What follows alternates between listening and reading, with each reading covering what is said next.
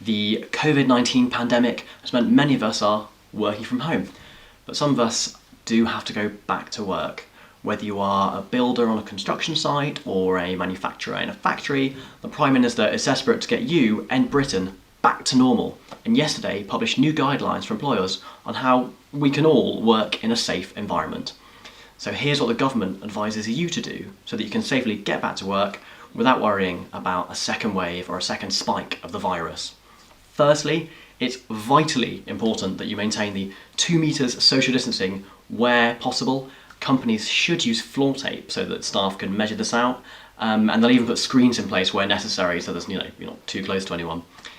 There will need to be a limit on the amount of people in lifts, and workstations can be further apart as well. And then there's simpler stuff like not sharing pens, staplers or stuff like that. I mean, really you should have your own pen. I mean, that's a given at this point.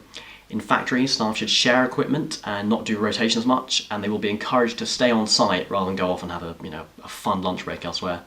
Shifts are also going to be staggered, so you'll be less likely to bump into that one person you don't like or really bump into anyone. Seating layouts will also be affected. There'll be more space put between each worker, but on a cheerier note, the horrific canteen queues of the past have been ruled out, with companies urged to provide packaged meals or get workers just to bring their own food. Remember, Tupperware is your friend. Now, in a blow to boozing, hotels and restaurants are still going to have to keep their bar areas closed, and they can only do takeaways, with customers told to wait outside so they can get their delicious food safely. Washing those hands is also going to be key, obviously, as it was at the beginning of the crisis and even before it, and companies should provide lots of hand washing facilities at both the entry and the exit, even at least hand sanitizer. Shops will tell customers to come in one at a time, but obviously a lot of this is going to be common sense. Now, these guidelines have been worked on and come after consultations with the natural friend of the Tories, the unions.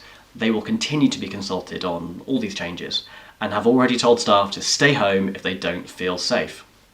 Obviously. And finally, every workplace with more than 5 people in it will have to do a coronavirus health and safety audit. It sounds painfully dull, but being safe at work is actually quite exciting at this point.